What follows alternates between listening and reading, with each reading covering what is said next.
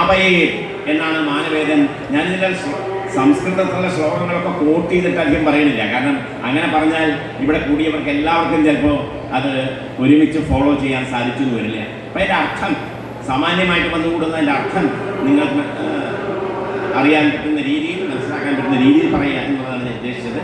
അവിടെ മേൽപ്പത്തൂരും ഉപയോഗിച്ചിട്ടുണ്ട് നാരായണീയത്തിലെ വിശ്വപീഠ ആവഹത്തെയും.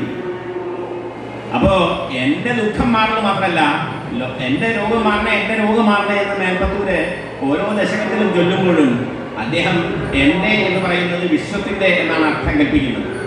അതാണ് ആദ്യത്തിൽ തന്നെ, തുടക്കത്തിൽ തന്നെ പറഞ്ഞിട്ടുണ്ട്. എൻ്റെ ദുഃഖം എന്ന് പറഞ്ഞ അർത്ഥം അത് പ്രപഞ്ചത്തിൻ്റെ ദുഃഖമാണ്. എനിക്ക് മാത്രമായിട്ട് എൻ്റെ ദുഃഖമില്ല, ഈ പ്രപഞ്ചത്തിൻ്റെ മുഴുവൻ ദുഃഖം എൻ്റെ ദുഃഖമായി ഒരു കവി കാണുന്നു. അങ്ങനെയല്ല ആളെയാണ് കവി എന്ന് പറയാം. ഒരു നല്ല സാഹിത്യകാരൻ, ഒരു നല്ല കവി രാമായണം എഴുതുമ്പോൾ നിങ്ങൾക്കറിയാലോ, രാമായണം എന്ന് പറയുന്ന എഴുതാൻ തുടങ്ങുന്നതിന് മുമ്പ് അതിന് കാരണമായിട്ട് എന്തായിരുന്നു?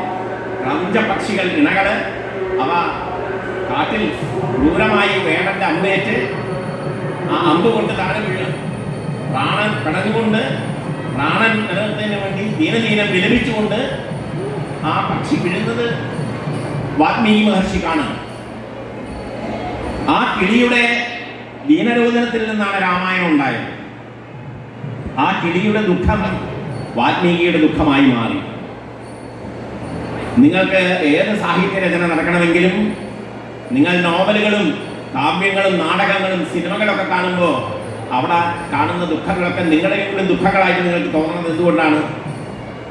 നിങ്ങളുടേതായിട്ടുള്ള ദുഃഖമായിട്ട് തോന്നുന്നതിൻ്റെ കാരണം ഈ അലൗകികമായ സാധാരണീകരണം. ഈ അലൗകികമായ സാധാരണീകരണം കൃഷ്ണനാട്ടത്തിൽ സാധിച്ചിരിക്കുന്നു എന്നാണ് ഞാൻ പറഞ്ഞിട്ടുള്ളത്. ഇത് മേൽപ്പത്തൂരും ഒരു പരിധി വരെ പറഞ്ഞിട്ടുണ്ട്. അതുകൊണ്ടാണ് വിശ്വപീഡാവഹത്യ എന്ന് പ്രയോഗിച്ചത്. വിശ്വത്തിൻ്റെ മുഴുവൻ, പ്രപഞ്ചത്തിൻ്റെ മുഴുവൻ പീഡയെ ഇല്ലാതാക്കുന്നതിന് വേണ്ടി എന്നാണ് മേൽപ്പത്തൂർ പറഞ്ഞത്. അതാണ് കൃഷ്ണഗിരികാരനായിരിക്കുന്ന മാനവേദ സാമൂതിരിക്കും പറയുന്നത്, സർവജനോപ താപഹരണേ, എല്ലാ ജനങ്ങളുടെയും താപം, ദുഃഖം അത് അകറ്റുന്നതിന് വേണ്ടി. അപ്പം എല്ലാവരുടെ ദുഃഖവും എൻ്റെ ദുഃഖവും തമ്മിൽ വേറെയല്ല, എല്ലാ ദുഃഖവും ഒന്നാണ്. അന്യൻ്റെ ദുഃഖം തന്നെയാണ് തൻ്റെയും ദുഃഖം. അങ്ങനെ മനസ്സിലാക്കാനായാലേ ഒരാൾ ഋഷിയുടെ ലെവലില്, ഒരു കവിയുടെ ലെവലില് ആവും. ഒരു കവിയുടെ ദശ അയാൾക്ക് സമ്പാദിക്കാൻ കഴിയുന്നത് ഒരു ഋഷിതുല്യമായിരിക്കുന്ന ഒരു സമീപനം ഇതിലുണ്ടാവുകയാണ്. അങ്ങനെ മാനവേദൻ്റെ കൃഷ്ണഗീതി എന്ന കാവ്യം അനുഭവം കൊണ്ടും അതിൻ്റെ ദർശന വീക്ഷണ സ്വഭാവം കൊണ്ടും അതിലെ കഥകൾ രൂപീകരിച്ചിരിക്കുന്ന അതിൻ്റെ പ്രത്യേകത കൊണ്ടും ഒക്കെ അത് ഒരു അദ്വിതീയമായൊരു സാഹിത്യശില്പമായി, നാട്യശില്പമായി നമുക്ക് അനുഭവപ്പെടുന്നു. കൃഷ്ണഗീതിയുടെ സ്വഭാവം, കൃഷ്ണഗീതി ഞാൻ പറഞ്ഞു, ആദ്യകാലത്ത് ചിലരെങ്കിലും കൃഷ്ണഗീതി കേവലം കുട്ടിപ്പാടി സേവയ്ക്കുള്ളത് മാത്രമാണ് എന്ന് ധരിച്ചിട്ടുണ്ട്. നിങ്ങൾക്ക് എത്ര പേർക്ക് അറിയുന്നെങ്കിൽ അറിയില്ല, ഗുരുവായൂർ ദേവസ്വത്തിലൊരു വഴിപാടുണ്ട്. നിങ്ങൾക്കൊരു ഒരു ഒരു പുത്രനില്ലാത്ത ദുഃഖം അനുഭവിക്കുന്ന ഒരാളാണെങ്കിൽ ഒരു സന്താനം ഉണ്ടാവാൻ വേണ്ടി ഭഗവാന്റെ അവതാരം കൃഷ്ണാട്ടത്തിലെ ഭാഗവതന്മാരെ അവിടെ ഒരു നിശ്ചിത സംഖ്യ നമ്മൾ വഴിപാടായിട്ട് അടച്ചാൽ അവിടെ അകത്ത് പാടും. അതിനാണ് കുട്ടിപ്പാടി സേവ എന്ന് പറയുന്നത്. ഇങ്ങനെ കൃഷ്ണഗീതി കാവ്യം വഴിപാടായിട്ട് അത് കളിയായിട്ട് അവതരിപ്പിക്കും. വെറുതെ കേട്ട്, ഭഗവാൻ കേട്ട്, നമ്മുടെ സങ്കടം കേട്ട് അതിന് പരിഹാരം ഉണ്ടാക്കട്ടെ എന്നുള്ള നിലയിൽ വഴിപാടായിട്ട് അകത്ത് കുട്ടിപ്പാടി സേവയായിട്ടും കൃഷ്ണനാട്ടമുണ്ട്. അങ്ങനെ കൃഷ്ണനാട്ടം പല രീതിയിൽ, മറ്റ് കൃതികളെ പോലെയല്ല, പല രീതിയിലും അതിനെ ഗുരുവായൂർ അമ്പലത്തിലെ ക്ഷേത്രത്തിൽ അതിനെ പ്രയോജനപ്പെടുത്തുന്നുണ്ട്. അത് വളരെ നല്ലതുമാണ്. സാധാരണ ജനങ്ങൾക്ക് വളരെ വലിയൊരു ആശ്വാസമാണ്. ആ നിലയിൽ ജീവിതത്തിലെ പല ക്ലേശങ്ങൾക്കും പരിഹാരം കൃഷ്ണനാട്ടമാണ് എന്ന് വിശ്വസിക്കുന്ന നല്ലൊരു സമൂഹം ആളുകൾ ഈ കേരളത്തിൽ മാത്രമല്ല, കേരളത്തിന് പുറത്തുമുണ്ട്. അപ്പം കൃഷ്ണനാട്ടത്തിൻ്റെ ഈ വശ്യത, ഈ ഒരു അലൗകികത, ഈ ഒരു വലിയതായിരിക്കുന്ന ഒരു പൊട്ടൻഷ്യാലിറ്റി, അത് വാസ്തവത്തിൽ അതിൻ്റെ ആന്തരികമായിട്ടുള്ള ആ കൃതിയുടെ സ്ട്രക്ചറിൻ്റെ ഗുണമാണ്. അപ്പോൾ ആന്തരികമായ അതിൻ്റെ സ്ട്രക്ചർ എന്ന് പറയുമ്പോൾ കൃഷ്ണഗീതിയിലെ അതിൻ്റെ സാഹിത്യം എങ്ങനെയാണ്? അത് ഗദ്യമാണോ പദ്യമാണോ? പദ്യമാണെങ്കിൽ തന്നെ ഏതെല്ലാം രൂപത്തിലാണ്? പദ്യങ്ങളെല്ലാം പല രൂപത്തിലുണ്ട്. അതാണ് കൃഷ്ണനാട്ടം എന്ന് പറയുന്ന സംസ്കൃത കാവ്യം, ഗീതികാവ്യം. അത് ഇവിടെ ആമുഖത്തിൽ എൻ്റെ സുഹൃത്ത് നാരായണൻ നമ്പൂരി മാഷ് പറയുണ്ടായി. അത് സാധാരണ മലയാളികൾക്ക് മനസ്സിലാവുന്ന രീതിയിൽ അതിൻ്റെ മനോഹരമായ അതിൻ്റെ അർത്ഥം ആവിഷ്കരിച്ച് അതിൻ്റെ രംഗപ്രയോഗങ്ങൾ എങ്ങനെ, അതിലെ ഓരോ പദങ്ങളും പാടുന്നത് ഏത് രാഗത്തിൽ, ഏത് താളത്തിൽ, ഇതൊന്നും മുമ്പ് ആർക്കും അറിഞ്ഞുകൂടായിരുന്നു. അതെല്ലാം ചിട്ടപ്പെടുത്തി ഗുരുവായൂർ ദേവസ്വം തന്നെ ആ പുസ്തകം പ്രസിദ്ധീകരിച്ചു. ആ കൃതി രചിച്ചത് എൻ്റെ അഭിവന്ദ്യ പിതാവായിരുന്ന പ്രൊഫസർ PC വാസുദേവനുള്ളതാണ് എന്ന് ഇവിടെ ആമുഖത്തിൽ പറയുണ്ടായി. കൃഷ്ണഗീതിയുടെ ഗ്രന്ഥത്തിൻ്റെ സ്വരൂപം എന്ന് പറയുന്നത് അതിൽ ശ്ലോകങ്ങളുണ്ട്, നാരായണീയത്തിലെ പോലെ ശ്ലോകങ്ങളുണ്ട്, പദങ്ങളുണ്ട്, പദ്യഗീതങ്ങളുണ്ട്, പിന്നെ ദണ്ഡകങ്ങൾ വളരെ കുറച്ചേ ഉള്ളൂ. രാസക്രീഡയിൽ മാത്രം വരുന്ന 2 ദണ്ഡകങ്ങളാണ് കൃഷ്ണനാട്ടത്തിലുള്ളത്. പിന്നെ അധികമുള്ളത് ശ്ലോകവും പദ്യങ്ങളും പദ്യഗീതങ്ങളും. ശ്ലോകങ്ങൾ പലപ്പോഴും നിങ്ങൾക്കറിയാം, ശ്ലോകത്തിൽ കഴിക്കുക എന്നുള്ളത് ലോകത്തിലെ ഒരു വ്യവഹാരമാണ്. ശ്ലോകത്തിൽ കഴിക്കുക എന്ന് പറഞ്ഞാൽ അർത്ഥം അങ്ങനെ ചുരുക്കി പറയാം. ഒരു കഥ നടക്കുന്നു, ഇന്നൊരു കഥ രംഗത്ത് വരാൻ പോകും. ഈ കഥയുടെ ഇടയിൽ കുറേ കാര്യങ്ങൾ പരസ്പരം ബന്ധപ്പെടുത്തേണ്ടതുണ്ട്. അത് ബന്ധപ്പെടുത്തി അവതരിപ്പിക്കാനുള്ള സമയമില്ല, വിസ്തരിച്ച് ആടാനുള്ള സമയമില്ല, അത് മണിക്കൂറുകൾ വേണം. അതുകൊണ്ട് അവയെ പരസ്പരം ബന്ധപ്പെടുത്താവുന്ന രീതിയിൽ ചുരുക്കി പറയുന്നതിനാണ് ശ്ലോകത്തിൽ കഴിക്കുക എന്ന് പറയുന്നത്. കഥകളിലൊക്കെ നിങ്ങൾക്ക് പരിചയമുള്ളതാണ്. കഴിഞ്ഞ കഥയും ഇനി വരാൻ പോകുന്ന കഥയും അവയെ തമ്മിൽ ബന്ധിപ്പിക്കാനാണ് ശ്ലോകം. അങ്ങനെ ശ്ലോകങ്ങളുണ്ട്. നാരായണീയത്തിൽ കാണുന്ന പോലെ സാന്ദ്രാനന്ദ ബോധാത്മകം അനുരൂപിതം എന്ന് പറയുന്ന പോലെ തന്നെ ശ്ലോകങ്ങൾ. അത് സംസ്കൃത വൃത്തത്തിൽ വലിയ വൃത്തങ്ങളിലുണ്ട്, ചെറിയ വൃത്തങ്ങളിലുണ്ട്. പിന്നെ മറ്റൊരു സാഹിത്യ രൂപമാണ് പദം എന്ന് പറയുന്നത്. അത് നിങ്ങൾക്ക് പരിചിതമാണ്. കഥകളിയിലും മറ്റ് പല സോപാന സംഗീതത്തിലും മറ്റുള്ള പലതരം കലാരൂപങ്ങളിലും നാം കാണുന്നു പദങ്ങൾ. അത് ഗാനാത്മകമാണ്, അവ ഗാനങ്ങളാണ്. അവ പാടി നിൽക്കുന്ന, അതിന് വൃത്തം വേണ്ട. പദങ്ങൾക്ക് വൃത്തം വേണ്ട, പക്ഷെ അവയ്ക്ക് രാഗതാളങ്ങൾ വേണം. ഇപ്പോൾ ആദി മുതലായിട്ടുള്ളതായിരിക്കുന്ന നാഥനാമക്രിയ മുതലായിട്ടുള്ള അല്ലെങ്കിൽ കല്യാണി മുതലായിട്ടുള്ള രാഗങ്ങൾ, ചെമ്പട മുതലായിട്ടുള്ള ആദിതാളം മുതലായിട്ടുള്ള താളങ്ങൾ. അപ്പോൾ ഓരോ ഇതിവൃത്തത്തെയും അവതാരമാണ് അവതരിപ്പിക്കുന്നതെങ്കിൽ, കാളീയമർദ്ദനമാണ് അവതരിപ്പിക്കുന്നതെങ്കിൽ, രാസക്രീഡയാണ് രംഗത്ത് അവതരിപ്പിക്കുന്നത്, ഇതിലൊക്കെ ഉള്ള ഭാവം വ്യത്യസ്തങ്ങളാണ്. അവതാരത്തിൽ ഒരു കുട്ടി, ഒരു ചെറിയ ശിശു ജനിക്കുന്നതാണ്. വാത്സല്യമാണ് അവിടെ നമുക്കുള്ളത്, അല്ലേ? ചെറിയ കുട്ടികളുടെ വാത്സല്യമാണ് അവിടുത്തെ ഭാവം. അവിടുത്തെ ഭക്തിയുടെ പേര് വാത്സല്യം എന്നാണ്. പിന്നെ കാളിയമർദ്ദനത്തിനൊക്കെ കുറച്ചുകൂടി ഉഗ്രരൂപമായി ക്രൂരനായ കാളിയനെ മർദ്ദിക്കുന്നതും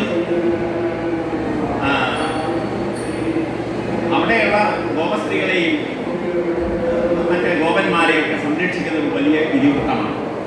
വിഷസംവഹനം, പ്രകൃതിയിലുള്ള വിഷത്തെ, പ്രകൃതിക്ക് വിരോധമായിരിക്കുന്ന വിഷങ്ങളെ അതിനെ നശിപ്പിക്കുന്ന അതിൻ്റെ പ്രതീകമായിട്ടാണ്.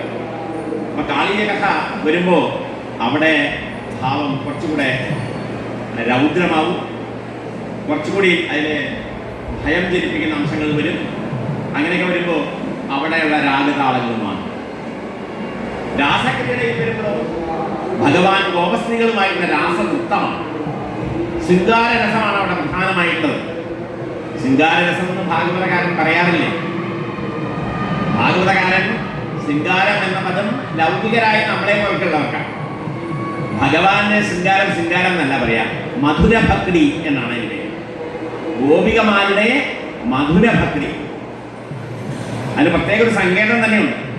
മധുരഭക്തി എന്നാണ് അതിന് പേര്. അങ്ങനെ ഗോപികമാരുടെ ശ്രീകൃഷ്ണ വിഷയകമായ മധുരഭക്തിയാണ്. അപ്പൊ അതിന് പാകത്തിനുള്ള നൃത്ത സംവിധാനം ഇപ്പൊ എന്തായിരിക്കും? വളരെ മൃദുലമായ, വളരെ ഹഠാത് ആകർഷിക്കുന്ന, ഹൃദയ ക്ഷമമായ നല്ല നല്ല രാഗങ്ങളും താളങ്ങളൊക്കെ ചേർന്നതെ കൃഷ്ണാട്ടത്തിലൊക്കെ കാണുന്നുണ്ട്. ഈ പുസ്തകം കൃഷ്ണഗീതി എന്ന് പറയുന്ന ഈ പുസ്തകം കൃഷ്ണനാട്ടം എങ്ങനെ ഗുരുവായൂർ ദേവസ്വം അവതരിപ്പിക്കുന്നു എന്നുള്ളതിന്റെ ഈ കലാരൂപത്തെ ഏറ്റവും വശ്യമായ രീതിയിൽ എങ്ങനെ അവതരിപ്പിക്കുന്നതിന്റെ ഈ ബുക്ക് ഗുരുവായൂർ ദേവസ്വം പബ്ലിഷ് ചെയ്തില്ല. ഇവിടെ പബ്ലിക്കേഷൻ ഡിപ്പാർട്ട്മെന്റിൽ നിങ്ങൾ പോയാൽ അവിടുന്ന് ഈ പുസ്തകം വാങ്ങാൻ പറ്റും. 150 രൂപയെ വിലയുള്ളൂ പുസ്തകം. വളരെ മനോഹരമായിട്ട് ചെയ്തിട്ടുണ്ട്. മാതൃഭൂമി പബ്ലിക്കേഷൻസാണ് അച്ചടിച്ച് തെറ്റുകൂടാതെ മനോഹരമായി അവതരിപ്പിച്ചത്. അപ്പം ഞാൻ പറഞ്ഞുകൊണ്ടുവന്നത് പദങ്ങളെ കുറിച്ചാണ്. പദങ്ങൾ, മനോഹരമായ പദങ്ങൾ. ആ പദങ്ങളിൽ തന്നെ പല്ലവള്ളതുണ്ട്, പല്ലവില്ലാത്തതുണ്ട്. അതും ഉണ്ട്. പല്ലവൊന്നും ഇല്ലാത്ത കുറവേ ഉള്ളൂ, പക്ഷേ പല്ലവങ്ങളുള്ളതാണ് ഏറ്റവും അധികം. പിന്നെ അതിൻ്റെ അപ്പുറത്ത് മറ്റൊരു വിഭാഗമുണ്ട്. അത് പദ്യഗീതങ്ങൾ എന്ന് പറയുന്നത്. പദ്യഗീതങ്ങൾ അവയ്ക്ക് അതിൻ്റെ ഒരു വശ്യത എന്താണെന്ന് വെച്ചാൽ അത് പദ്യമാണ് ഗീതമാണ് എന്നുള്ളതാണ്. പദ്യം എന്ന് പറയുമ്പോൾ അത് സംസ്കൃത വൃത്തത്തിൽ എഴുതപ്പെട്ടിരിക്കുകയാണ്. വൃത്തം ഉണ്ടാവണം, വൃത്തം വേണം. പാട്ട് പോലെയല്ല, പാട്ടിന് വൃത്തം ആവശ്യമില്ല. പക്ഷേ ശ്ലോകം എഴുതുകയാണെങ്കിലോ അതിന് വൃത്തം വേണം. അപ്പോൾ പദ്യമാവുമ്പോൾ, ശ്ലോകമാവുമ്പോൾ അതിന് വൃത്തം വേണം. പിന്നെയോ ഗീതം, പാട്ടാണ്. അപ്പോൾ പാട്ടിൻ്റെ വശ്യത, മനോഹര ഗാനം ശ്ലോകം പോലെയല്ല, പെട്ടെന്ന് മനുഷ്യനെ ആകർഷിക്കുന്ന, നമ്മുടെ ചിത്തവൃത്തികളെയൊക്കെ, നമ്മുടെ മനോവികാരങ്ങളെയൊക്കെ പെട്ടെന്ന് ഉണർത്തിക്കൊണ്ടുവരുന്നതാണ് ഈ ഗാനങ്ങൾ. പാട്ടുകൾക്ക് അങ്ങനെ വലിയൊരു വശ്യതയുണ്ട്. അപ്പോൾ ഇത് പദ്യവുമാണ് ഗീതവുമാണ്. അങ്ങനെ പദ്യഗീതങ്ങൾ എന്ന് പറയുന്നൊരു വിഭാഗമുണ്ട്. അത് ഇപ്പോൾ ഇവിടെയൊക്കെ കൂടിയ മറ്റേത് കൈകൊട്ടിക്കളികളും ഇതൊക്കെ നടത്തുന്ന ആളുകളൊക്കെ കാണും. അതിൻ്റെ കലാകാരന്മാരെയൊക്കെ ഇവിടെ കാണാൻ സാധ്യതയുണ്ട്. അവരുടെ ഒരു അറിവിന് വേണ്ടി ഞാൻ പറയുകയാണ്. കേരളത്തിലെ പല കലാരൂപങ്ങളിൽ നിന്നും നൃത്തവിശേഷവും വൃത്തവിശേഷവും രണ്ടും ധാരാളമായിട്ട് മാനവേദൻ സ്വീകരിച്ചിട്ടുണ്ട്. മാനവേദൻ അതായത് കൈകൊട്ടിക്കളിയിൽ ഉള്ള പല താളങ്ങളും അത് എടുത്തിട്ടുള്ളത് ഈ കൃഷ്ണനാട്ടത്തിലാണ്. കൃഷ്ണനാട്ടത്തിൽ ഉപയോഗിക്കപ്പെട്ടിട്ടുള്ള ഈ താളങ്ങൾ ഇത് കൃഷ്ണനാട്ടക്കാരന് എവിടുന്ന് കിട്ടി? മാനവീയ സാമൂതിരിക്ക് എവിടുന്ന് കിട്ടി? മാനവീയ സാമൂതിരിക്ക് ഇത് കിട്ടിയത് ലോകത്തുനിന്നാണ്.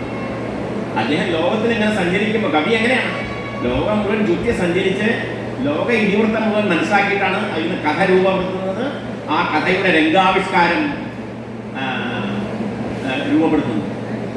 അപ്പോൾ ഇങ്ങനെ നടന്നു പോകുമ്പോൾ അതിന് ഉദാഹരണം ധാരാളമുണ്ട്. കൃഷ്ണാനന്ദനെ പറഞ്ഞാൽ ഇന്നൊരു മണിക്കൂറൊന്നും പോരായിരുന്നു, ഒരുപാട് കാര്യങ്ങൾ പറയാനുണ്ട്.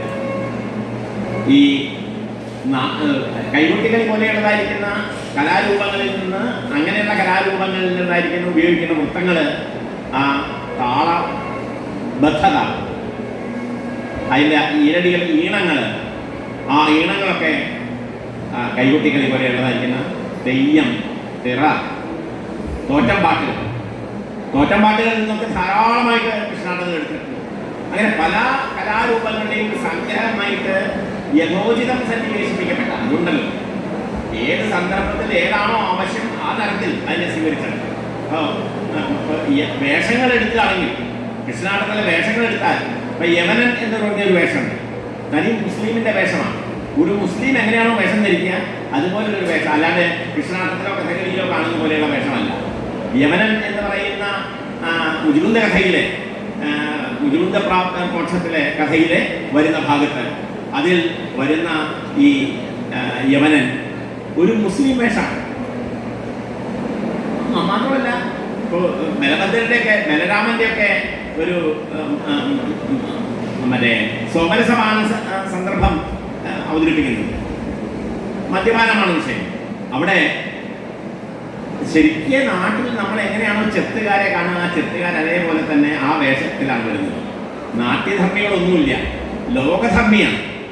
ലോകത്തിൽ എന്താ കാണുന്നത് അത് അതേപോലെ തന്നെ ആളുകൾക്ക് പെട്ടെന്ന് മനസ്സിലാകുന്ന രീതിയിൽ അങ്ങനെയുള്ള കലാരൂപങ്ങളെ, അങ്ങനെയുള്ള വേഷങ്ങളെ സ്വീകരിച്ചിരിക്കുകയാണ്. അപ്പോൾ വേഷങ്ങൾ നാട്ടിലുള്ളത് എന്താണോ പല സമൂഹങ്ങളിൽ കാണുന്നത് അതിന് അതേപോലെ തന്നെ ഭക്തിക്ക് പോഷകമായ രീതിയിൽ അവയെ സ്വീകരിച്ചു. അതുപോലെ തന്നെ വൃത്തങ്ങളും അതുപോലെ തന്നെയാണ്. വൃത്തങ്ങൾ ഞാൻ നേരത്തെ പറഞ്ഞ പോലെ കൈകുട്ടികളി പോലെയുള്ളതായിരിക്കുന്ന, തോറ്റംപാട്ട് പോലെയുള്ളതായിരിക്കുന്ന, ഈ തോറ്റങ്ങൾ തന്നെ പലതരമുണ്ടല്ലോ, അത് അവയുടെയൊക്കെ പലതിൻ്റെയും സംസ്കാരം ഉൾക്കൊണ്ടുകൊണ്ട് ആ രൂപത്തിലുള്ളതായിരിക്കുന്ന വൃത്തങ്ങൾ, ഈ ഈണങ്ങൾ ഒക്കെ സ്വീകരിച്ചിട്ടുണ്ട്. അങ്ങനെ ഒരു നാട്യവിശേഷത്തിൻ്റെ അവതരണത്തിൽ ഏതിലെല്ലാം ശ്രദ്ധിക്കേണ്ടതുണ്ടോ അത് ഗുരുവായൂരപ്പനോടുള്ള ഭക്തി, അതെങ്ങനെയാണോ ഗുരുവായൂർ മന്ദിര വിരേ ജിഷ്ണു സ വിഷ്ണു സ്വയം വിഷ്ണു വിശ്വജനോപതാപഹരണേ കാവ്യം മമ ഖ്യാവയേ. ഈ ഖ്യാതി ഉണ്ടായത്, ഈ പ്രശസ്തി കൃഷ്ണനാട്ടത്തിലുണ്ടായത് ഈ സമുചിതമായ ലോകത്തിൻ്റെ ഈ സമ്മേളനത്തിലാണ്. ലോകത്തെ മുഴുവൻ, ലോക സംസ്കൃതികളെ മുഴുവൻ, വിഭിന്ന കലകളിലുള്ളതായിരിക്കുന്ന ഐഡന്റിറ്റികളെ മുഴുവൻ ഒന്നിച്ച് ഒരു കലാരൂപത്തിൽ കൊണ്ടുവരാൻ മാനവീയൻ ശ്രമിച്ചിട്ടുണ്ട്. ഒരുപക്ഷെ പിൽക്കാലത്തുണ്ടായ കഥകളി, കൃഷ്ണനാട്ടത്തിന് ശേഷമാണ് കഥകളി ഉണ്ടാവുന്നത്. ഇന്ന് ലോകപ്രശസ്തമാണ് കഥകളി, നിങ്ങൾക്കറിയാം. ആ ലോകപ്രശസ്തമായ കഥകളി അതിലെ അഭിനയത്തിൽ, ചതുർവിധാഭിനയങ്ങളിൽ പല അഭിനയങ്ങളുടെയും കാതലായ അംശം കൃഷ്ണനാട്ടത്തിൽ നിന്നാണ് എടുത്തത്. കൃഷ്ണനാട്ടം എല്ലാത്തിൻ്റെയും ഒരു സോഴ്സാണ്. കൃഷ്ണനാട്ടം പിൽക്കാലത്ത് വന്ന കലകളുടെ ഒക്കെ ഇതാണ്. അതിലുപരിയായിട്ട് അഷ്ടപതിയാട്ടം എന്ന് പറയുന്ന നമ്മുടെ നാട്ടിലൊരു ആട്ട സമ്പ്രദായം ഉണ്ടായിരുന്നു. ഇപ്പം അത് കേരളത്തിൽ ലുപ്തപ്രായമായി. പക്ഷേ മാനവീയന്റെ കാലത്ത് ഏറ്റവും കേരളത്തിൽ പ്രശസ്തി ഉണ്ടായിരുന്ന കൃഷ്ണകഥ അവതരിപ്പിക്കുന്ന ഒരു ആട്ടമാണ് അഷ്ടപതിയാട്ടം. അഷ്ടപതി എന്ന് പറഞ്ഞാൽ നിങ്ങൾക്കറിയാം, ജയദേവന്റെ ഗീതഗോവിന്ദം എന്ന് പറയുന്ന സംസ്കൃത കാവ്യമാണ്. അതും ഗീതി തന്നെയാണ്. പക്ഷെ അവിടെയും ഈ ഗീതഗോവിന്ദം എന്നുള്ളത് ഗീത എന്നുള്ള വാക്കുണ്ടല്ലോ. ഞാൻ നേരത്തെ പറഞ്ഞ പോലെ ദത്തിലനും കോകിലനും ഒക്കെ ഭരതശിഷ്യന്മാര് ഉപയോഗിച്ചിരുന്ന പോലെ നൃത്തഗീത വാദ്യത്തിന്റെ സമുച്ചയത്തെ സൂചിപ്പിക്കാൻ വേണ്ടിയാണ് ഗീതം എന്ന പദം ഉപയോഗിച്ചത്. അങ്ങനെയുള്ള ഗീതഗോവിന്ദം, ഗോവിന്ദനെ കുറിച്ചുള്ള ഗീതം എന്നുള്ള അർത്ഥത്തിൽ ആ ഗീതഗോവിന്ദം, അതിന്റെ വലിയൊരു സ്വാധീനം കൃഷ്ണനാട്ടത്തിൽ ഉണ്ടായിട്ടുണ്ട്. പക്ഷേ അഷ്ടപതിയാട്ടത്തിനും കൃഷ്ണനാട്ടത്തിനും തമ്മിലുള്ള രണ്ട് കൃഷ്ണകഥയാണ്. രണ്ടും ശ്രീകൃഷ്ണന്റെ കഥയാണ്, ഭാഗവത കഥയാണ്, വ്യത്യാസമൊന്നുമില്ല. പക്ഷേ വലിയ അന്തരങ്ങൾ അവയ്ക്ക് തമ്മിലുണ്ട്. അഷ്ടപതിയാട്ടം അതിൽ ആകെ 3 കഥാപാത്രമേ ഉള്ളൂ. അഷ്ടപതിയാട്ടത്തിലെ ജയദേവന്റെ അഷ്ടപതിയാട്ടത്തിൽ 3 കഥാപാത്രങ്ങളേ ഉള്ളൂ. കൃഷ്ണനുണ്ട്, രാധയുണ്ട്, ഒരു തോഴിയുണ്ട്. രാധയുടെ ഒരു സഖി, ഒരു തോഴി. ഈ 3 കഥാപാത്രങ്ങളേ ഉള്ളൂ. അതിൽ ശൃംഗാരം മാത്രമേ പ്രധാനമായിട്ടുള്ളൂ. അതിനെ മധുരഭക്തി എന്ന് ഞാൻ നേരത്തെ പറഞ്ഞതുപോലെ ഭഗവാനോടുള്ള ഗോപികമാരുടെ ആ ഒരു ആത്മീയമായിരിക്കുന്ന ഒരു വികാരമായതുകൊണ്ട് അതിനെ മധുരഭക്തി എന്നാണ് വിളിക്കുന്നത്. ആ മധുരഭക്തിയാണ് വർദ്ധിക്കുന്നത്. പക്ഷെ കൃഷ്ണനാട്ടത്തിൽ അങ്ങനെയല്ല. കൃഷ്ണനാട്ടത്തിൽ ഈ മധുരഭക്തിയെ തന്നെ ആവിഷ്കരിക്കാൻ എത്രയോ വ്യത്യസ്തങ്ങളായിട്ടുള്ള കഥാപാത്രങ്ങൾ. നമ്മളിന്ന് കഥകളിയിൽ കാണുന്ന പോലെ പച്ച, കത്തി, മിനുക്ക്, ഇങ്ങനെയുള്ള വേഷങ്ങളൊക്കെ ഇതൊക്കെ കൃഷ്ണനാട്ടത്തിനാണ് കഥകളിക്ക് എടുത്തത്. പിന്നെ പൊയ്മുഖങ്ങൾ. കൃഷ്ണനാട്ടത്തിൽ ഇല്ലാത്തൊരു സാധനം ആകെ പ്രധാനമായിട്ട് പറയാവുന്നത് നിണം മാത്രമാണ്. നിണം എന്ന് പറയുന്ന ചോര എന്നാണ് അർത്ഥം. ചോര, രക്തം. അത് ഈ ശൂർപ്പണഖയുടെ മൂക്കും മലയൊക്കെ ചെത്തി ചോര വാർന്നൊഴുകിയിട്ട് വരുന്ന ഒരു രംഗമൊക്കെ കഥകളിയിലേക്ക് അഭിനയിക്കും. കൂടിയാട്ടത്തിലാണ് നിണം ഏറ്റവും പ്രധാനമായിട്ട്. കഥകളിയിൽ കുറഞ്ഞുപോയി, നിണം അധികമില്ല, വളരെ കുറവേ ഉള്ളൂ. കൂടിയാട്ടത്തിലാണ് ഗംഭീരമായിട്ട് അഭിനയിക്കുക. പക്ഷേ കൃഷ്ണനാട്ടത്തിൽ അങ്ങനെയൊരു കഥാസന്ദർഭമേ ഇല്ല. പൂതനയെ പോലും വധിക്കുന്നത്, മോക്ഷം കൊടുക്കുന്നു എന്നാണ് പറഞ്ഞത്. അതിന് വധം പേരേ പറയാറില്ല.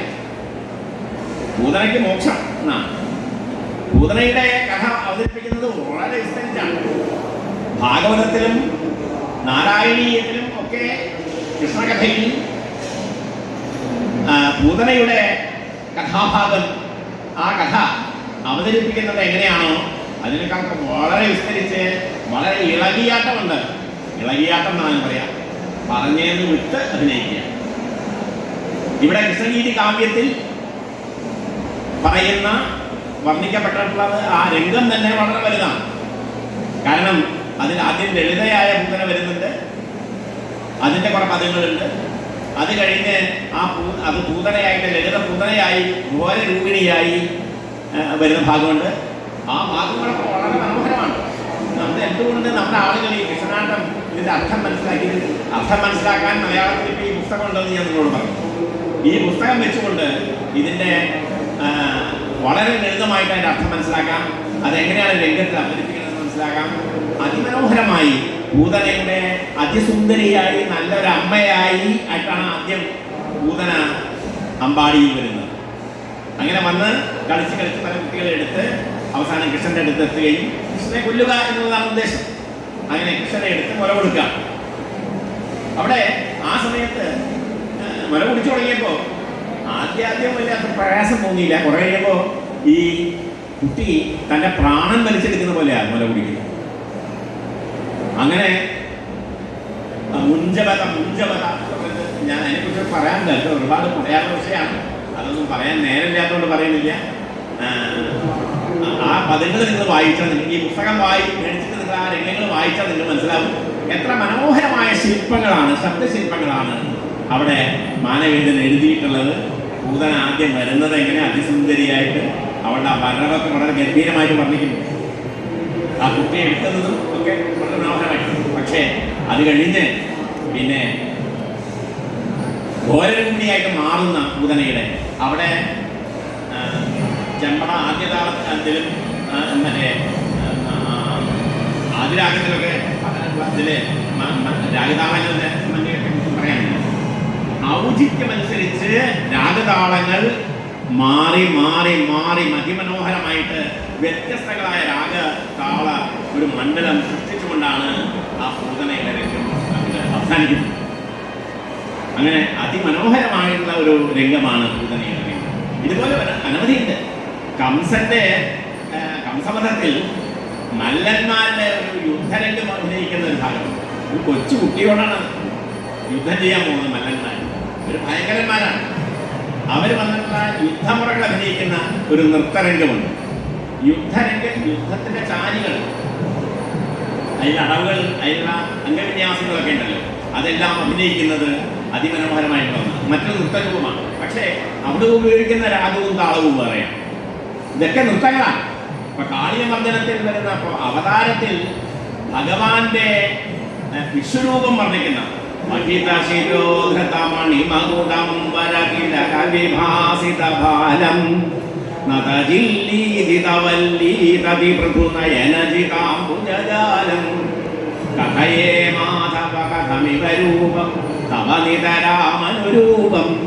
ഇങ്ങനെ അതിമനോഹരമായിട്ടുള്ള രാഗതാളങ്ങളുടെ മിശ്രണത്തിലുള്ള വാത്സല്യം വഴിഞ്ഞൊഴുകുന്ന, വിഷ്ണുഭക്തി വഴിഞ്ഞൊഴുകുന്ന മനോഹരമായ ഒരു കേശാദിപാത വർണ്ണനയും വസുദേവരും ദേവകിയും കൂടി ഭഗവാൻ ജനിച്ച ഉടനെ ആ വിഷ്ണുരൂപം കാണിച്ചു കൊടുക്കുന്ന ഭാഗമാണ്. അവതാരത്തിന് ഏറ്റവും ശ്രദ്ധേയമായിട്ടുള്ള ഒരു മനോഹരമായ കാവ്യശില്പമാണ് ഈ മഹിത ശിരോധൃത എന്ന് തുടങ്ങുന്ന പദം. പക്ഷേ ആ അവതാരത്തിൽ ഉപയോഗിക്കുന്ന രാഗവോ താളവോ അല്ല നമ്മൾ ഇവിടെ വരുമ്പോൾ കാളിയമർദ്ദനത്തിലെ ഭോഗനാംനി നടനമകൃത രംഗസീംനി മഹിതരത്ന ഇങ്ങനെയാണ്. ഭോഗനാംനി നടനമകൃത രംഗസീംനി മഹിതരത്ന ദീപധാംനി അങ്ങനെ കൃഷ്ണരാമ കൃഷ്ണരാം തവ നടനം അധിക മോഹനം അപ്പോൾ ഞാൻ പറഞ്ഞുകൊണ്ടുവന്നത് അവതാരത്തിലെ ഒരു സ്പെസിഫിൻ എടുക്കുക, ഒരു പദം. കാളിയമർദ്ദനത്തിലെ ഒരു സ്പെസിഫിൻ എടുക്കുക, രാസക്രീഡയിലെ ഒരെണ്ണം എടുക്കുക, മറ്റേ കംസവധത്തിലെ ഒരു ഇതെടുക്കുക. എല്ലാം പ്രധാന പശ്ചാത്തലം ഏതാണോ ആ കഥയ്ക്ക് അനുകൂലമായിട്ടാണ് മറ്റു ഉപകഥകളുടേതായിരിക്കുന്ന എല്ലാ പദങ്ങളും പദ്യഗീതങ്ങളും ഒക്കെ പുറത്തിറങ്ങി. അങ്ങനെ ഈ ഭക്തിയെ എങ്ങനെ വളർത്തിക്കൊണ്ടുവരാം, ഭക്തിയെ എങ്ങനെ അതിനെ എന്താണ് ഈ ഭക്തിയെ നമ്മൾ ഈ വളർത്തുന്നതിൻ്റെ കാരണം? ഗുരുവായൂരപ്പനോട് ഭക്തി ഉണ്ടാവണമെന്ന് പറഞ്ഞതിൻ്റെ കാരണം എന്താ? ആ ഭക്തി കൊണ്ട് വല്ല പ്രയോജനമുണ്ടോ? ഒരു പ്രയോജനമില്ല. പ്രയോജനമില്ല. പ്രയോജനമില്ലാച്ചാൽ നമ്മൾ ലൗകികരെ ലോകത്തിൽ കണക്കാക്കുന്ന പ്രയോജനമല്ല ലോകമെന്ന് അർത്ഥം. നമ്മൾ അത് വേണം ഇത് വേണം എന്ന് പറഞ്ഞിട്ടാണല്ലോ നമ്മൾ പ്രാർത്ഥിക്കുക. നമ്മുടെ ഭക്തി നമ്മൾ പലപ്പോഴും അമ്പലത്തേക്ക് പോകുമ്പോൾ 2 ലിസ്റ്റ് കൊണ്ടാണ് പോവുക. ഒരു ലിസ്റ്റ് എനിക്ക് വേണ്ടത് എന്തൊക്കെ തരണം എന്നുള്ളത്, മറ്റൊരു ലിസ്റ്റ് എൻ്റെ അയൽവക്കക്കാരന് എന്തൊക്കെ കൊടുക്കാൻ പാടില്ല എന്നുള്ളത്. ആദ്യം അതാ വായിക്കുക, പിന്നെ നമുക്ക് വേണ്ടത് വായിക്കുള്ളൂ. അത്രയും മനുഷ്യൻ എത്ര കൊണ്ട് സങ്കുചിതമാകാമോ അത്ര കണ്ട് സങ്കുചിതമായിട്ടാണ് മനുഷ്യൻ്റെ ഭക്തി. ഇതല്ല യഥാർത്ഥ ഭക്തി എന്ന് മാനവേദൻ മാത്രമല്ല, മനീഷികളായുള്ള എല്ലാ കവികളും വലിയ തത്വജ്ഞാനികളായ യോഗീശ്വരന്മാരായ പോലെയുള്ള ആളുകളാണ്. മേൽപ്പത്തൂരും വില്ലമംഗലം സ്വാമിയുടെ പ്രിയ ശിഷ്യനാണല്ലോ മാനവേദൻ. വൃന്ദാവനവാസിനോ നിയമിന എന്ന് മേൽപ്പത്തൂര് തൻ്റെ പ്രക്രിയാ സമസ്തം എന്ന കൃതിയിൽ ഒരു വില്ലമംഗല സ്വാമികളെ കുറിച്ച് പരാമർശിക്കുന്നുണ്ട്. ആ വില്ലമംഗല സ്വാമിയാണ് അദ്ദേഹത്തിന് നമ്മളെ പോലെയല്ല. അദ്ദേഹത്തിന് ഗുരുവായൂരപ്പനോട് നേരിട്ട് സംസാരിക്കാൻ പറ്റും, നമുക്കത് പറ്റില്ലല്ലോ. ഗുരുവായൂരപ്പനോട് നേരിട്ട് സംസാരിക്കാൻ കഴിയുന്ന ആളാണ്, റെക്കമെൻഡേഷൻ കൊടുക്കാൻ പറ്റുന്ന ആളാണ് വില്ലമംഗല സ്വാമികൾ. അതുകൊണ്ടാണ് മാനവേദ സാമൂതിരി വില്ലമംഗലത്തിനോട് പറഞ്ഞു, ഗുരുവായൂർ താമസിക്കുന്ന കാലത്ത് എനിക്ക് ഗുരുവായൂരപ്പനെ ഒന്ന് കാണണം. ഇതൊന്നും അദ്ദേഹത്തിനോട് പറഞ്ഞ് സമ്മതിക്കണമല്ലോ, അദ്ദേഹം സമ്മതിച്ചാലല്ലേ കാണാൻ പറ്റുള്ളൂ. അപ്പം അങ്ങനെ വില്ലമംഗലം പറഞ്ഞു, ശരി അങ്ങനെ ആവാം, ഒരു ദിവസം എൻ്റെ കൂടെ വന്നോളൂ അമ്പലത്തിലേക്ക്. ആ കൊടിമരത്തിൻ്റെ അവിടെ നിൽക്കുമ്പോൾ അകത്തേക്ക് ശ്രീലകത്തേക്ക് നോക്കുമ്പോൾ എന്നെ ഒന്ന് തൊട്ടിട്ട് അങ്ങോട്ട് നോക്കിക്കോളൂ, എന്നെ ഒന്ന് തൊട്ട് അങ്ങനെ ശ്രീലകത്തേക്ക് നോക്കിക്കോളൂ. അങ്ങനെ ചെയ്തു. ഭഗവാനെ കണ്ടു. ഭഗവാൻ ശ്രീലകത്തിനുള്ളതല്ല ഇരിക്കുന്നത്, ഈ കൂത്തമ്പലം നിൽക്കണ അവിടെ കൂത്തമ്പലത്തിൻ്റെ അവിടെ കണ്ടൊരു ഇലഞ്ഞി മരം ഉണ്ടായിരുന്നു. ആ ഇലഞ്ഞി മരത്തിൻ്റെ ചുവട്ടിൽ കണ്ണൻ ചിരട്ടയിൽ തുളയുള്ള ചിരട്ട, തുളയുള്ള ചിരട്ട, ആ കണ്ണൻ ചിരട്ടയിൽ മണ്ണിങ്ങനെ കോരി അതിങ്ങനെ ഊർന്നു വീഴുന്നത് കണ്ട് രസിച്ചുകൊണ്ടിരിക്കുകയാണ്. ഇതാണ് ഭഗവാന്റെ കളി. അങ്ങനെ ആ രംഗം കണ്ട് ഭക്തി ഉദ്രേകത്തിൽ ഓടി ആ കൊച്ചു ശിശുവിനെ, ഇതിലെ അമ്പാടി മണിമുക്ത എന്നൊക്കെ പറയാറില്ലേ നമ്മൾ, ഇത് ഞാൻ പറഞ്ഞതല്ലോ, അമ്പാടി മണി കുഞ്ഞ് എന്ന് പ്രയോഗിച്ചത് മാനവേദനാണ്. എല്ലാ കൃഷ്ണാട്ട കഥയുടെയും അവസാനത്തിൽ കഥ അവസാനിക്കുമ്പോൾ പാടുന്ന പാട്ടാണ് കേളീലോലം ഉദാരനാഥ മുരളീനാളീനിലീനാധരം ധൂളീധൂമളകാന്തകുന്തളഭരവ്യാസംഗി പിഞ്ചാഞ്ചലം നാളീകായതലോചനം നവഘനശ്യാമം ഗുണൽക്കിങ്ങിണീ പാളീദന്തുര പിങ്കളാംബരധരം ഗോപാലബാലം ഹരേ. ഈ ഗോപാലബാൽ അതാണ് അമ്പാടിമണിക്കുഞ്ഞ് എന്ന് ഞാൻ മലയാളത്തിൽ പറഞ്ഞത്. അങ്ങനെയുള്ള അങ്ങേറ്റ വാത്സല്യത്തെ സൂചിപ്പിക്കാനും ഭഗവാന്റെ വൈശിഷ്ട്യത്തെ സൂചിപ്പിക്കാനാണ് മണി, അമ്പാടി മണിക്കുഞ്ഞ് എന്ന് പ്രയോഗിച്ചത്. അങ്ങനെ ആ കുട്ടികളുള്ള വാത്സല്യം കൊണ്ട് ഭക്തി കൊണ്ട് ഓടിച്ചെന്ന് ഭഗവാനെ കണ്ട ആർക്കാ ഒന്നും വാരിയെടുക്കാൻ തോന്നാനിരിക്കുക. അങ്ങനെ വാരിയെടുക്കാൻ അവിടെ ചെന്ന് എടുക്കാൻ തുടങ്ങിയപ്പോഴേക്കും ഭഗവാൻ അവിടുന്ന് അന്തർധാനം ചെയ്തു. ഭഗവാൻ പറഞ്ഞു, കാണാമെന്നേ പറഞ്ഞിട്ടുള്ളൂ, എടുക്കാന്ന് പറഞ്ഞിട്ടില്ല. വില്ലമംഗലത്തിനുള്ള അഗ്രിമെന്റ് കാണിച്ചു തരാണ്, എടുക്കാന്ന് പറഞ്ഞിട്ടില്ല. അപ്പൊ ഈ ഭഗവാൻ എടുക്കാൻ പോണതിന്റെ ആ പിടുത്തത്തില് ഈ തലയിലെ പീലി ഒരെണ്ണം അവിടെ കൊഴിഞ്ഞു വീണു ഭഗവാന്റെ. ആ പീലി മാനവേദന കിട്ടി. ആ പീലിയാണ് ഈ മനോഹര കാവ്യശില്പമായിട്ട് മാറിയത്. ആ പീലി കിട്ടിയതോടുകൂടിയാണ് അദ്ദേഹത്തിന്റെ പ്രതിഭ പൂർണ്ണമായി അങ്ങ് വളർന്നത്. ഇത് ആ ദിവ്യമായ പീലിയുടെ മഹിമയാണോ ഈ കാവ്യം, അതോ അദ്ദേഹത്തിന്റെ പ്രതിഭയുടെ മാഹാത്മ്യമാണോ? രണ്ടുമാണ് എന്ന് പറയേണ്ടി വരും. രണ്ടും സമഞ്ജസമായി സമ്മതിച്ചു. ആ പീലി ഭഗവാന്റെ അനുഗ്രഹത്തിന്റെ പ്രതീകമാണ്. ആ ഭഗവത് പ്രീതിയുടെ അനുഗ്രഹത്തിന്റെ പൂർണ്ണ രൂപമാണ് ആ വീതി. ഇന്നും കൃഷ്ണനാട്ടത്തിൽ കുട്ടി കൃഷ്ണൻ, ഏറ്റവും ചെറിയ കൃഷ്ണന്റെ വേഷം കെട്ടുന്ന ആ കൃഷ്ണന്റെ മുടി, കിരീടം, ആ കിരീടത്തിലെ ആ വീതി, അന്ന് വെച്ച വീതി ഇന്നും ഇരിക്കുന്നു, ഇന്നുണ്ട്. ഇത് വെറും കഥയല്ല, ഇത് ചരിത്രമാണ്, നടന്ന സംഭവങ്ങളാണ്. അങ്ങനെ മാനവേദന്റെ ആ ഭക്തി, സ്വതേ പരമഭക്തൻ, മേൽപ്പത്തൂരിൻ്റെ ആയിട്ടുള്ള അടുത്ത ബന്ധം കൊണ്ട് നാരായണീയവും ഭാഗവതവും കൃഷ്ണകഥകളും ഒക്കെ അങ്ങോട്ട് സാമ്യം പ്രാപിച്ച് മനസ്സിൽ കിടന്ന് വെരുകി അത് ഏതെങ്കിലും ഒരു കവിതയായോ കാവ്യമായോ പുറത്തേക്ക് വരാൻ റെഡിയായിട്ടിരിക്കുന്ന സമയത്താണ് ഈ ഭഗവാന്റെ എൻ്റെ നീലി കയ്യിൽ ലഭിക്കുന്നത്. അങ്ങനെ ആ നീലി തിരുമുടിയാണ് വാസ്തവത്തിൽ ഈ അദ്വിതീയമായ കാവ്യശില്പത്തിൻ്റെ കാരണമായിട്ട് വർത്തിക്കുന്നത്. അങ്ങനെയുള്ള ഈ അതിമനോഹരമായിരിക്കുന്ന ഈ കാവ്യം സാധാരണ പറയും ത്രിവർഗ സാധനം നാട്യമാണ്. കൃഷ്ണനാട്ടം ഒരു നാട്യമാണ്, ഒരു നാടകമായിട്ട് രംഗത്തിൽ കൃഷ്ണ നാടകം എന്നാണല്ലോ ഇതിന് പറയുന്നത്. 8 കഥകളായി കൃഷ്ണന്റെ കഥ അവതരിപ്പിക്കും. ഈ കൃഷ്ണനാട്ടത്തിലെ പല മനോഹര രംഗങ്ങളെ കുറിച്ച് പറയേണ്ടതുണ്ട്, അതൊന്നും പറയാൻ സമയമില്ല. ഒരു സമുദ്ര അങ്ങനെ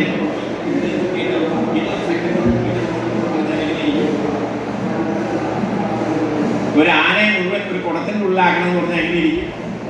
അതുപോലെയാണ് ഒരു മഹാ ആശയപ്രപഞ്ചമാണ് കൃഷ്ണനാട്ടം. കൃഷ്ണനാട്ട കഥയുടെ അതിൻ്റെ കാവ്യം മാത്രമല്ല, അതിൻ്റെ രംഗാവിഷ്കാരം. അതിനെക്കുറിച്ച് കൂടി പറഞ്ഞാലേ കൃഷ്ണഗീതിയെക്കുറിച്ച് പറയലും പൂർണ്ണമാവുള്ളൂ.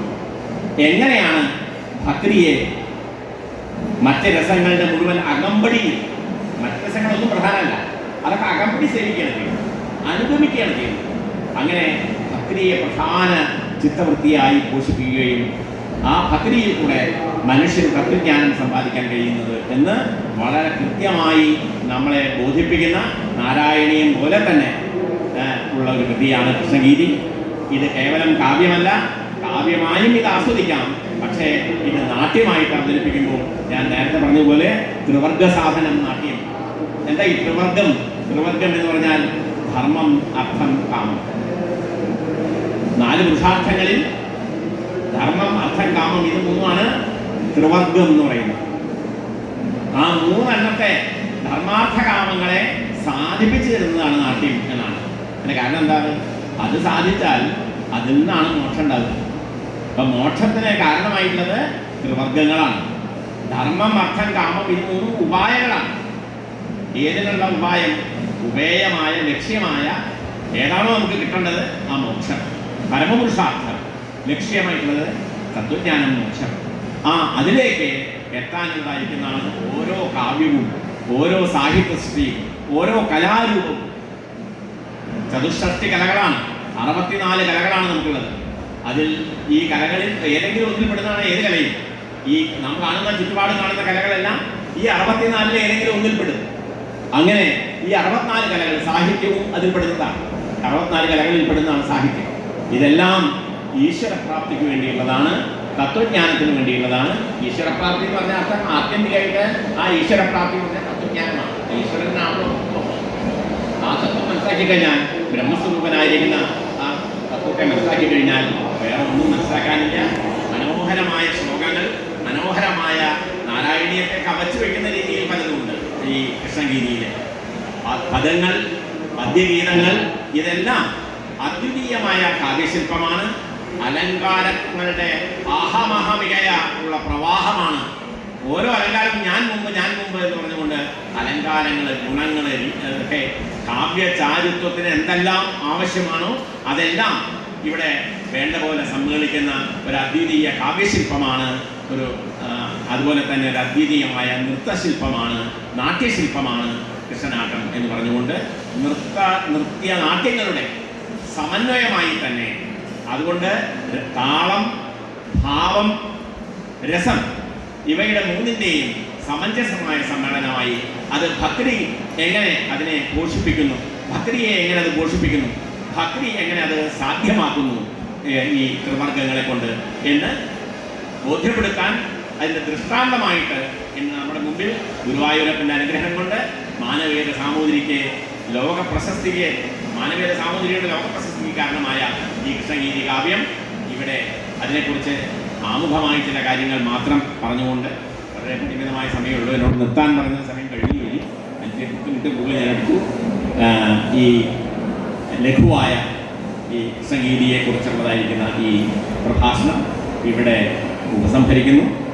നിങ്ങളെയൊക്കെ കാണുന്നു എന്നുള്ളത് തന്നെയാണ് ഇന്നത്തെ ഏറ്റവും വലിയ ഭാഗ്യം. കാരണം ഗുരുവായൂരപ്പൻ പലതിലും പറയും, കൃഷ്ണൻ ഭാഗവതത്തിൽ പല ഭാഗത്തും പറയും, അഹംഷയെന്നു ഭക്തദാസ. നാരായണീയ മേഘത്തൂർ പറഞ്ഞതാണ്, ഞാൻ ഭക്തദാസനാണ്. കൃഷ്ണൻ പറയട്ടെ, ഞാൻ ഭക്തന്മാരുടെ ദാസനാണ്. അവരെന്താ ആജ്ഞാപിക്കണേക്ക് അത് ചെയ്യുന്ന ആളാണ്. അപ്പോ ഭഗവാൻ പോലും പൂജ കഴിക്കുന്ന ഭക്തന്മാരെയാണ്. ആ ഭക്തന്മാരെ കണ്ടാൽ ഞാൻ എന്താ വേണ്ടത്? ഇതുകൊണ്ടാണ് സത്സംഗമാണ് ജീവിതത്തിലെ ഏറ്റവും വിലപ്പെട്ടത്. ജീവിതത്തിൽ വലിയ സൗഭാഗ്യം എന്ന് പറയുന്നത് സത്സംഗമാണ്. നല്ല ആളുകളെ കാണുക, നല്ല ഭക്തന്മാരെ കാണുക, നല്ല വിഷയങ്ങൾ സംസാരിക്കുക, നല്ലത് ചിന്തിക്കുക, നല്ലത് പറയുക. ഇതിനൊക്കെ കാരണമായിട്ടത് സത്സംഗമാണ്. ആ സത്സംഗം ഇല്ലെങ്കിൽ മറ്റൊന്നുമില്ല. ഭാഗവതം തന്നെ ഒരു സത്സംഗത്തിൻ്റെ കഥയാണ്. ഭാഗവത പുരാണം, നാരായണീയവും അത് തന്നെയാണ്, കൃഷ്ണഗീതിയും അത് തന്നെയാണ്. അങ്ങനെ ഇതിന് ഇവിടെ ഇന്ന് ഈ സന്ദർഭത്തിൽ ഗുരുവായൂർ ഈ മോക്ഷ കവാടത്തിൽ നമുക്കെല്ലാവർക്കും കൂടി ഒത്തുകൂടാൻ കഴിഞ്ഞത് പരമഭാഗ്യമായി കണക്കാക്കുകയും നിങ്ങളെ എല്ലാവരെയും നമസ്കരിക്കുകയും ചെയ്തുകൊണ്ട് ഈ മാനവേദൻ്റെ അനുസ്മരണത്തോടുകൂടി കൃഷ്ണഗീതിയെക്കുറിച്ചുള്ള ഈ ഉപന്യാസം ഞാൻ ഉപസംഹരിക്കുന്നു. എല്ലാവർക്കും നമസ്കാരം.